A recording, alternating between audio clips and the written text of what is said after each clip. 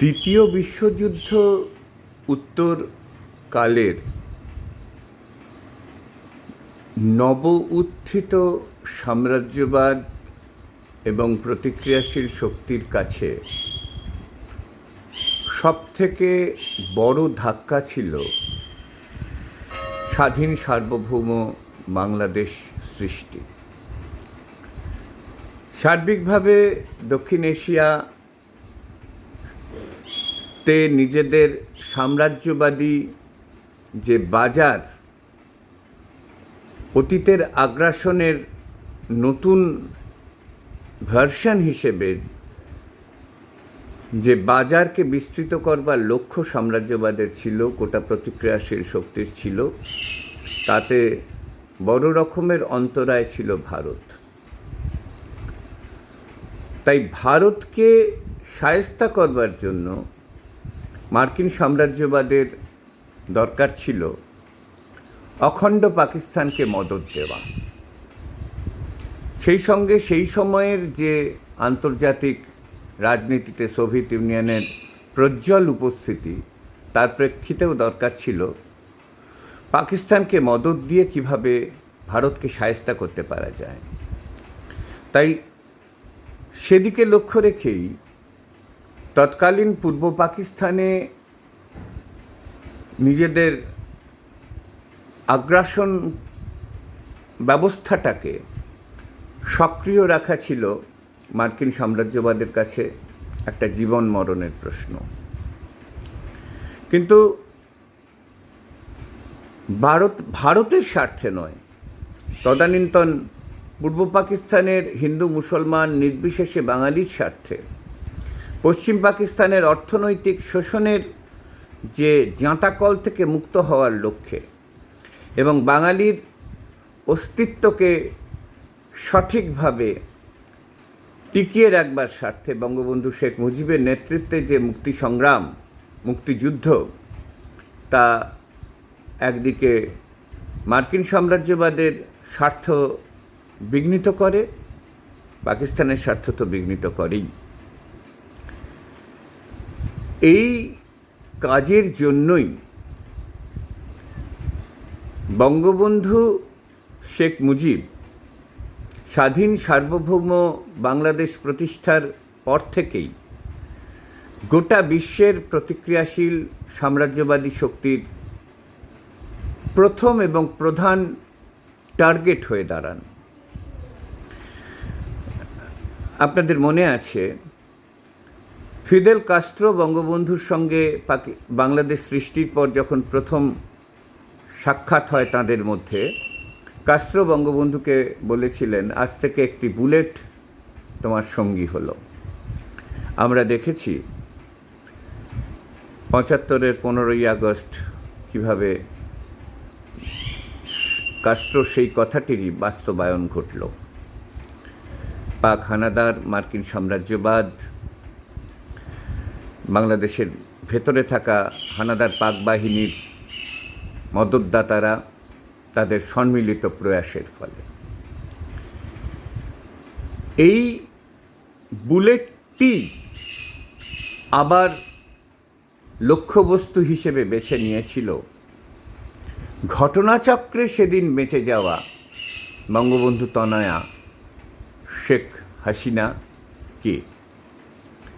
কারণ বঙ্গবন্ধুর পরিবারের একজন সদস্যও যদি জীবিত থাকেন, তাহলে আবার মানুষের লড়াইয়ের জন্য তিনি লড়াই করবেন, মানুষের অধিকার প্রতিষ্ঠার জন্য তিনি লড়াই করবেন, বাঙালির জন্য তিনি লড়াই করবেন, এবং কোনো অবস্থাতেই বাংলাদেশের মাটিকে আমেরিকা আর পাকিস্তানের মুক্তাঞ্চলে তিনি পরিণত হতে দেবেন না। এটা আমেরিকাও যেমন জানতো, পাকিস্তানও তেমনি জানত। সেই কারণে বঙ্গবন্ধু তনয়া শেখ হাসিনা লক্ষ্যবস্তু হয়ে দাঁড়ায় গোটা বিশ্বের কায়েমি স্বার্থান্বেষী মহলের লক্ষ্যবস্তু হয়ে দাঁড়ান গোটা বিশ্বের প্রতিক্রিয়াশীল সাম্রাজ্যবাদী শক্তির। আপনাদের নিশ্চিত মনে আছে, শেখ হাসিনা তার পিতার নির্মম হত্যাকাণ্ডের পর যখন আবার বাংলাদেশে ফিরে যান, রাজনৈতিক কর্মকাণ্ড শুরু করেন, তখন তাকে হত্যা করবার নানা ধরনের চক্রান্ত হয়েছে। এরকম একটি চক্রান্তের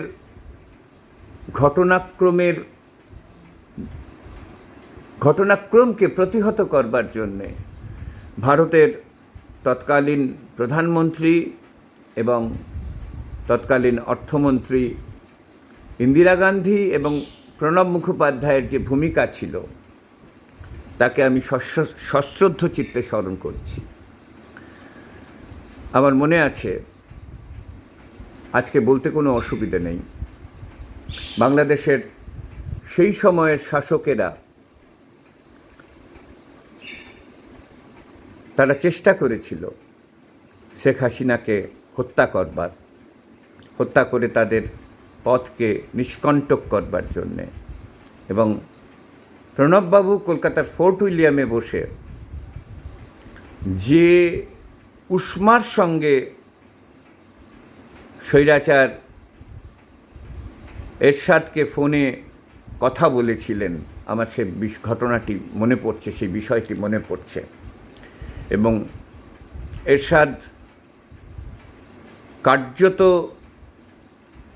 প্রণববাবুর কাছে আত্মসমর্পণ করে কথা বলেছিলেন, ম্যাডামকে বলুন একটু শান্ত হতে, অর্থাৎ শ্রীমতী গান্ধীকে বলুন একটু শান্ত হতে, শেখ হাসিনার প্রাণ রক্ষার ব্যাপারটা আমি দেখছি।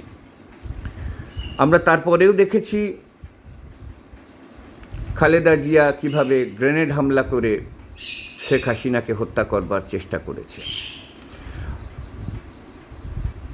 শ্রদ্ধেয়া আইবি রহমান আপা, তাঁর সেই গ্রেনেড হামলায় মৃত্যু হয়। বহু দেশপ্রেমিক, বাংলাদেশেরকে ভালোবাসেন, মুক্তিযুদ্ধের চেতনার প্রতি বিশ্বাসী বহু মানুষের রক্তে সেদিন বাংলাদেশের রাজপথ রঞ্জিত হয়েছে।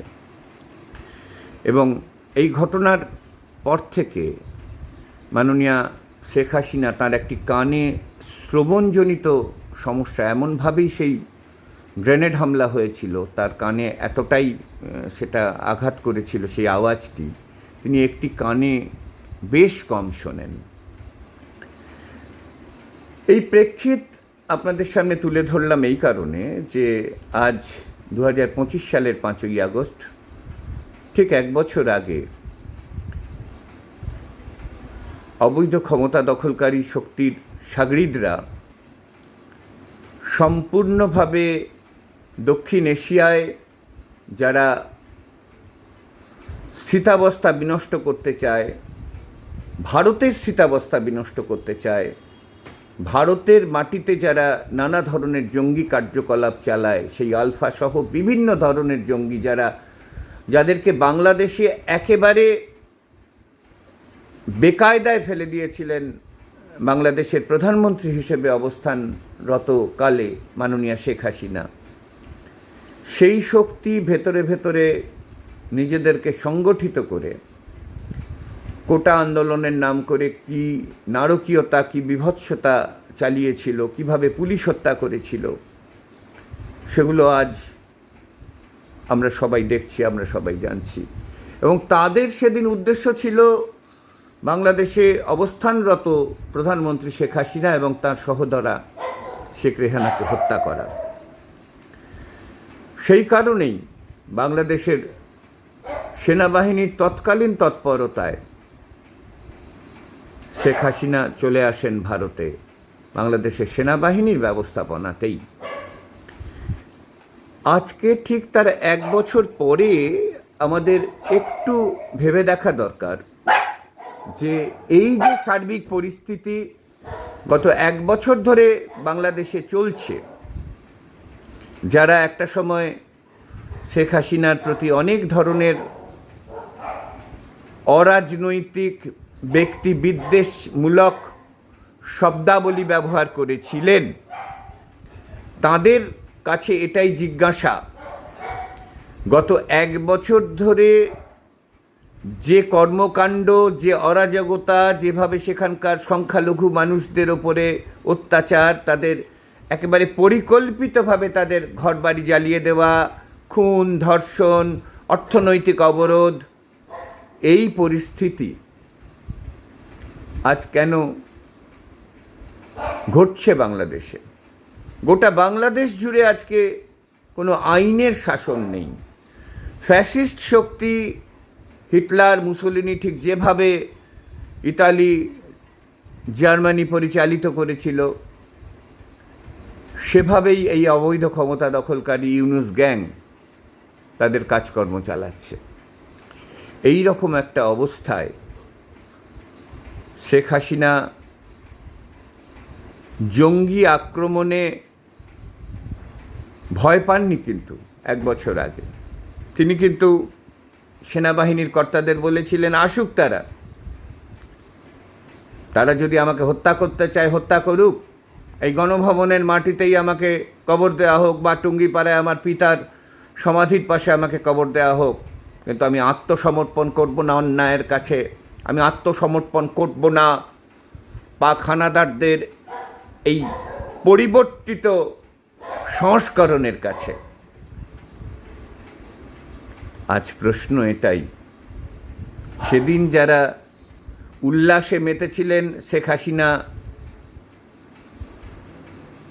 সেনাবাহিনীর প্রত্যক্ষ ব্যবস্থাপনায় ভারতে চলে আসায়, এবং ভারত অত্যন্ত সমাদরের সঙ্গে, সম্মানের সঙ্গে, মর্যাদার সঙ্গে শেখ হাসিনাকে নিজের দেশে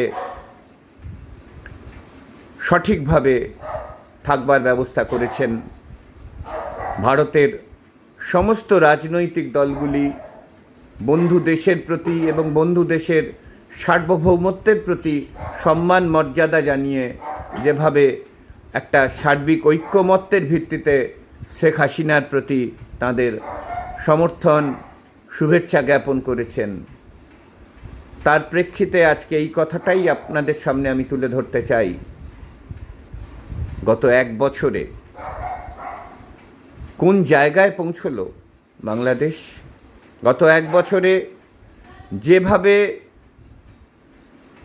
শেখ হাসিনা, তার পরিবারের অন্যান্য সদস্য, তাদের বিরুদ্ধে এই অবৈধ ক্ষমতা দখলকারী সরকারেরা একের পর এক মামলা দিয়েছে, আর যারা মেট্রো রেল ধ্বংস করেছিল শেখ হাসিনা বাংলাদেশে অবস্থানরত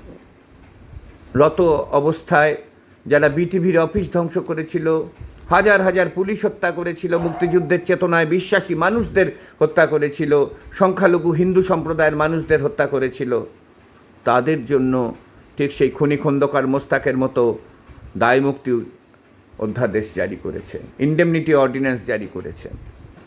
শেখ হাসিনার প্রধানমন্ত্রিত্বকালে পুলিশের সঙ্গে আদৌ সংঘর্ষ হয়েছে কিনা, এই কোটা বিরোধীর তার নাম করে যারা আন্দোলন করছিলেন তাদের আদৌ সেই যে সমস্ত গুলিতে তারা নিহত হয়েছে তথাকথিত আন্দোলনকারীরা, সেসব গুলি পুলিশের বন্দুক থেকে নিক্ষিপ্ত হয়েছে কিনা, তার জন্য তিনি 1 সদস্যের একটি জুডিশিয়াল এনকোয়ারি, বিচার বিভাগীয় তদন্ত কমিটি তৈরি করেছিলেন।